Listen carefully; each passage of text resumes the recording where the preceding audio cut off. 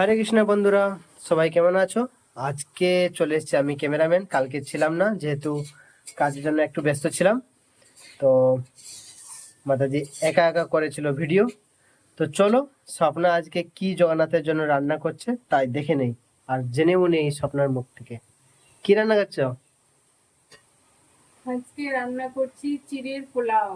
আচ্ছা, তাহলে দেখিয়ে দেই সবাইকে কি কি প্রসেস হচ্ছে।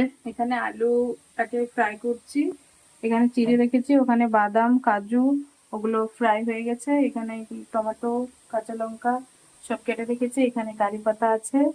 তো আজকে তো থার্ড দিন হয়ে গেল, থার্ড দিন মানে আমার জন্য, নাহলে আজকে এমনি 5 দিন সম্ভবত, এরকম 5-6 দিন হয়ে গেছে। তো আজকে এটাই রান্না করছি।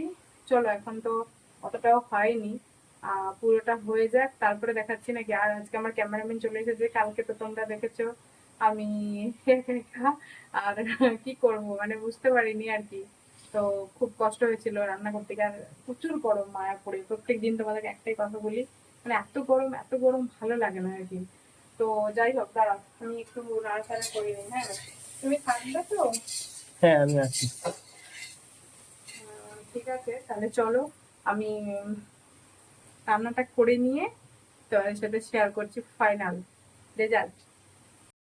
তো দেখো, এখন কি ফাইনাল ফাইনালি চূড়ার পোলাও রেডি। চিড়ের পোলাও। আচ্ছা, চিড়ে পোলাও। দেখো, পাশে নিয়ে এসো। ফাইনাল।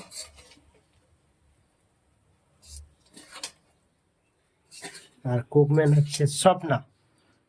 তো কেমন হয়েছে জানাতে ভুলো না।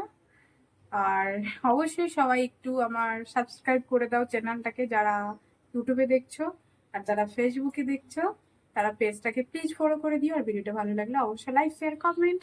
তো চলো, আরেকটা ভিডিওতে দেখা হচ্ছে। হরে কৃষ্ণ, টাটা।